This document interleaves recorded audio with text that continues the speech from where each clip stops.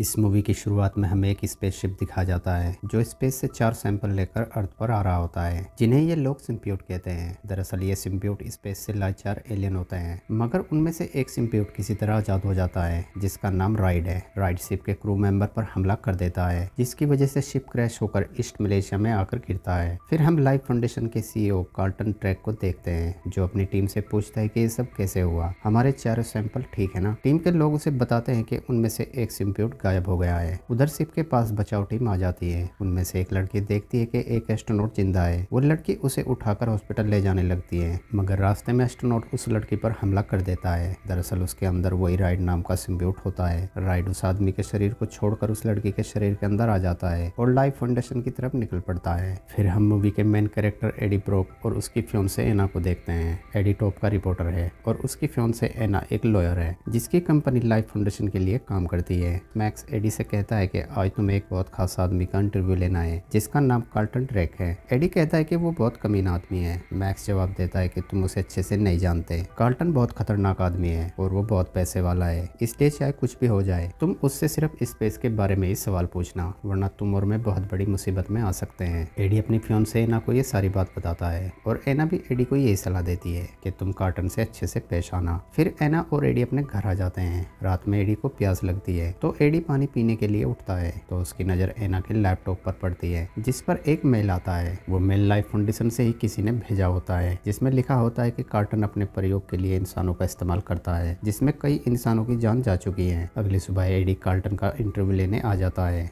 शुरू में AD Carlton से उसके रॉकेट के बारे में पूछता है, मगर एडी अचानक अपने सवाल बदल देता है, जिन्हें सुनकर कार्लटन एडी को वहाँ से भगा देता है। मैक्स एडी पर बहुत गुस्सा होता है और उसे नौकरी से निकाल देता है। अब क्योंकि एना एडी की गर्लफ्रेंड है तो एना को भी नौकरी से निकाल दिया जाता है। एना एडी पर बहुत गुस्सा होती है क्योंकि एना अपनी जॉब जाने का जिम्मेदार एडी को समझती है। एना एडी से ब्रेकअप कर लेती है। फिर हम कुछ गाड़ियों को देखते हैं जो उन सिम्बियोट को लेकर लाइफ फाउंडेशन में आते हैं। उधर वो लड़की जिसके अंदर राइट नाम का सिम्बियोट है, वो एक बाजार में आ जाती है और वहाँ पैसे दिए बगैर कुछ खाने लगती है। जब उसे लोग रोकते हैं तो वो सबको मार देती है और वहाँ एक लेडी के पास आती है। राइड उस लड़की का शरीर छोड़कर उस लेडी के शरीर के अंदर आ जाता है। फिर कहानी 6 महीने बाद से शुरू होती है और हम डॉक्टर स्कट और कार्लटन को देखते हैं, जो एक खरगोश पर एक्सपेरिमेंट कर रहे होते हैं। वो लोग येलो सिम्बियोट को उस खरगोश के पास छोड़ते हैं। वो सिम्बियोट खरगोश के अंदर चला जाता है और उसके शरीर को एक्सेप्ट कर लेता है। ये देखकर कार्लटन डॉक्टर से कहता है कि अब इसे इंसानों पर टेस्ट करके देखो, मगर डॉक्टर मना कर देती है और कहती है कि अभी हमारे सारे टेस्ट पूरे नहीं हुए हैं, तो हम अभी ये रिस्क नहीं ले सकते। तो कार्लटन डॉक्टर को धमकी देता है और कहता है कि जैसा कहा है वैसा करो, वरना मैं तुम्हारे परिवार को मार दूंगा। उधर एडी को उस इंटरव्यू के बाद कोई भी नौकरी नहीं देता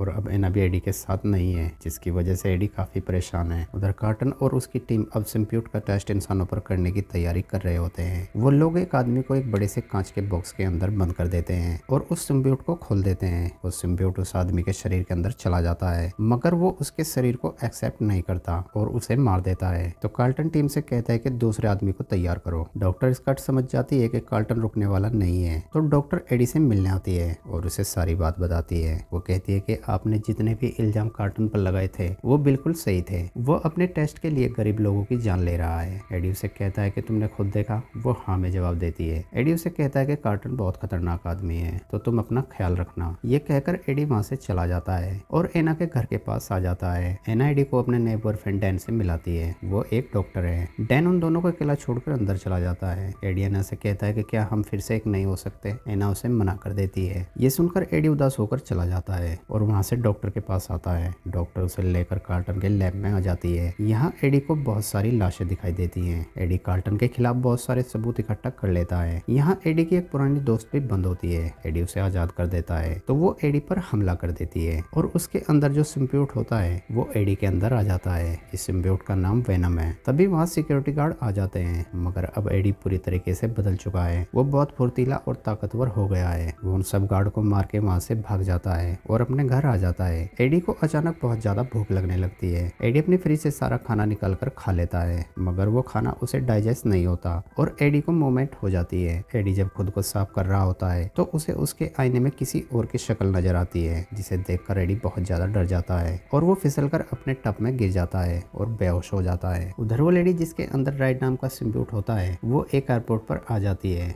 और देखती है कि 15 मिनट में यहाँ से एक फ्लाइट सैन फ्रांसिस्को जाने वाली है। तो वो वहाँ एक बच्ची को देखती है जो उसी फ्लाइट से जा रही होती है। राइड उस लेडी का शरीर छोड़कर उस बच्ची के शरीर के अंदर आ जाता है। उधर जब कार्टन को पता लगता है कि उसके सिम्बियोट को कोई ले गया है तो वो अपनी टीम पर बहुत ज्यादा गुस्सा होता है और उसे ढूंढने के लिए कहता है। वहीं जब एडी को होश आता है तो वो एना को कॉल करता है। एडी को पता लगता है कि एना इस वक्त अपने नए बॉयफ्रेंड के साथ किसी रेस्टोरेंट में है। एडी उस रेस्टोरेंट में आ जाता है। तभी उनके पास एक वेटर आता है तो एडी उससे खाना छीनकर खाने लगता है, मगर उसे इतनी ज्यादा भूख लगती है कि वो वहाँ बैठे सारे लोगों का खाना खा जाता है। तभी अचानक एडी को बहुत ज्यादा गर्मी महसूस होने लगती है तो एडी वहाँ के फिश टैंक के अंदर घुस जाता है। एना डैन को बताती है कि एडी को बहुत तेज बुखार है। डैन एडी को अपने साथ अपने हॉस्पिटल में ले आता है और एडी को एमआरआई मशीन में डाल देता है, मगर उस मशीन की फ्रीक्वेंसी से वेनम को बहुत तकलीफ होने लगती है। तो एडी जोर जोर से चिल्लाने लगता है तो डैन उसे बाहर निकाल देता है और एडी को वहाँ से अपने घर भेज देता है। और कार्टन को पता चलता है कि डॉक्टर कल रात यहाँ किसी को लेकर आई थी। तो कार्टन डॉक्टर से पूछता है कि वो कौन था।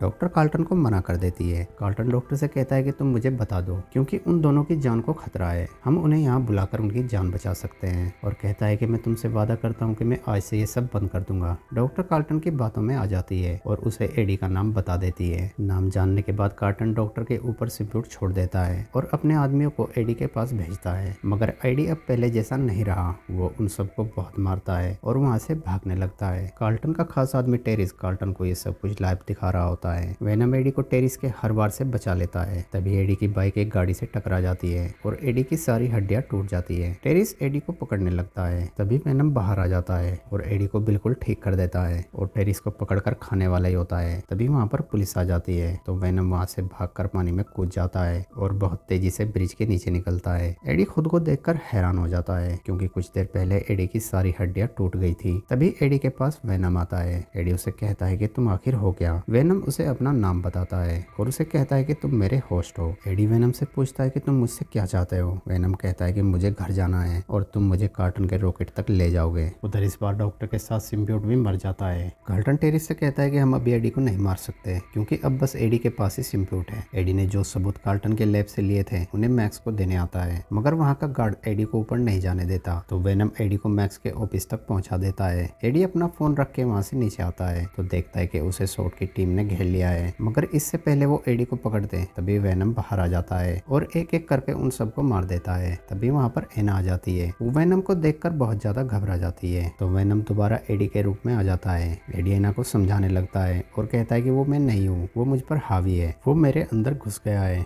एना एडी से कहती है कि तुम अभी मेरे साथ हॉस्पिटल चलो। एना एडी को लेकर हॉस्पिटल में आ जाती है। डॉक्टर डैन एडी को बताता है कि तुम्हारे अंदर जो भी है वो तुम्हें अंदर ही अंदर मार रहा है। ये सुनकर वेनम डैन पर हमला कर देता है। तभी एना मेराई मशीन को ऑन कर देती है, जिसकी आवाज सुनकर वेनम एडी के शरीर से बाहर आ जाता है। एडी वेनम पर बहुत गुस्सा होता है और वहाँ से चला जाता है। वहीं वो बच्ची जिसके अंदर राइड नाम का सिम्बियोट है वो कार्टन के लैब में आ जाती है। राइड उस बच्ची के शरीर को छोड़कर कार्टन के अंदर आ जाता है। वेनम वहाँ से भागकर एक डॉग के अंदर आ जाता है। एना उस डॉग को देख लेती है। वहीं एडी को टेरिस पकड़कर कार्टन के पास ले आता है। कार्टन एडी से पूछता है कि वेनम कहाँ है। एडी जवाब देता है कि अब वो मेरे अंदर नहीं है। तो कार्टन एडी से कहता है कि फिर तुम मेरे किसी काम के नहीं हो और एडी को मारने का हुक्म दे देता है। टेरिस एडी को लेकर एक जंगल में आ जाता है और उसे मारने वाला ही होता है। तभी वहाँ पर वेनम आ जाता है जो इस वक्त एना के शरीर में है। वेनम टेरिस के सर को खा जाता है और एना को छोड़कर एडी के अंदर आ जाता है। उधर राइट कार्टन से कहता है कि मेरे ग्रह पर मेरे जैसे लाखों हैं जिन्हें हमें धरती पर लाना होगा। कार्टन उसकी बात मान लेता है और अपनी टीम से रॉकेट तैयार करने को कहता है। वहाँ एक साइंटिस्ट कार्टन के इरादे जान लेता है और रॉकेट को रोकने की कोशिश करने लगता है। तो राइट को पता चल जाता है और वो बाहर आके वहाँ सबको मार देता है। वहीं वेनम एडी से कहता है कि हमें जल्दी से कार्टन के रॉकेट को रोकना होगा, वरना राइट मुझ जैसे लाखों को लेकर आएगा और पूरी दुनिया को खत्म कर देगा। राइट रॉकेट के पास आ जाता है। तभी वहाँ पर वेनम आ जाता है और दोनों में जबरदस्त फाइट होने लगती है। राइट वेनम पर भारी पड़ने लगता है और वेनम और एडी को अपने अंदर ले लेता है। तभी एना वहाँ लगे स्पीकरों की आवाज फुल कर देती है, जिसकी वजह से वेनम और राइट एडी और कार्टन को छोड़ देते हैं और फिर एडी और कार्टन में फाइट होने लगती है। कार्टन किसी तरह अपने सिम्बियोट राइड को दोबारा हासिल कर लेता है और इस बार राइड एडी को मार देता है और रॉकेट के अंदर चला जाता है। तभी वेनम एडी के पास आता है और एडी दोबारा जिंदा हो जाता है और वेनम रॉकेट के फ्यूल टैंक को चीर देता है, जिसकी वजह से रॉकेट में ब्लास्ट हो जाता है, जिसमें राइड और कार्टन मर जाते हैं। ब्लास्ट से निकली आग से एडी को वेनम बचा लेता है और अब एडी दोबारा न्यूज एंकर बन जाता है। एडी एना को दोबारा प्रपोज करता है। एना एडी से कहती है कि मैं सोच सोचकर बताऊंगी। तभी एडी किसी से बात करने लगता है तो एना को शक हो जाता है कि एडी के अंदर अब भी वेनम है। एना एडी से पूछने वाली ही होती है, तभी एडी वहाँ से चला जाता है और अब वेनम और एडी के बीच एक डील होती है। एडी वेनम से कहता है कि तुम सिर्फ बुरे लोगों को खा सकते हो और अब ये दोनों मिलकर शहर से बुरे लोगों का खात्मा करने लगते हैं। मूवी के पोस्ट क्रेडिट सीन में हम देखते हैं कि एडी एक जेल में किसी खतरनाक मुजरिम का इंटरव्यू लेने आता है। इसका नाम क्लेटस है। वो एडी से कहता है कि क्या तुम कुछ ऐसा जानना चाहते हो जिसमें हर तरफ खून खराबा हो। एडी हाँ कहता है। क्लेटस एडी से कहता है कि मैं यहाँ से बाहर निकल कर हर तरफ खून खराबा कर दूंगा। और इसी सीन के साथ हमारी मूवी का एंड हो जाता है। दोस्तों वीडियो अच्छी लगी हो तो वीडियो को लाइक और चैनल को सब्सक्राइब जरूर करना। Thanks for watching.